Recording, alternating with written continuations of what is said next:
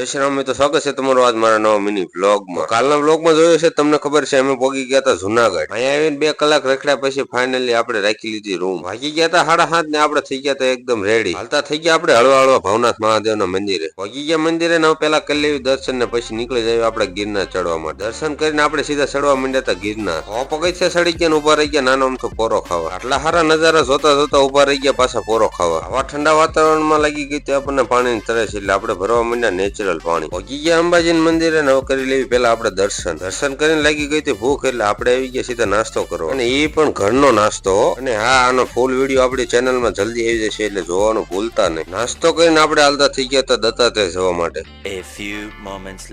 Finally Dattatreya પહોંચી ગયા હતા। દર્શન કરવામાં બહુ મોટી લાંબી લાઈન હતી। અડધી કલાક લાઈનમાં ઉભા રહીને કરી લીધા દર્શન ને નીકળી ગયા નીચે જવા માટે। નીચે જતા હતા મળી ગયું આવું મસ્તીનું લોકેશન એટલે બધા ઉભા રહી ગયા હતા ફોટા પડાવવા માટે। વળતી ફેર આપણે નીકળી ગયા હતા જૂની સીડી એટલે લોકેશન એક નંબર આવશે કેમ કે આ રસ્તો આખો જંગલમાં જ થઈને નીકળે છે। આવા સારા જંગલના નજારા જોવામાં 3 કલાકનો રસ્તો કાપીને ફાઇનલી આપણે પહોંચી ગયા હતા નીચે। તો આજનો મિની બ્લોગ કેવો લાગ્યો જરૂરથી જણાવજો। લાઈક શેર સબસ્ક્રાઇબ કરતા જજો અને આ ફૂલ વિડીયો જોવાનું ભૂલતા નહીં।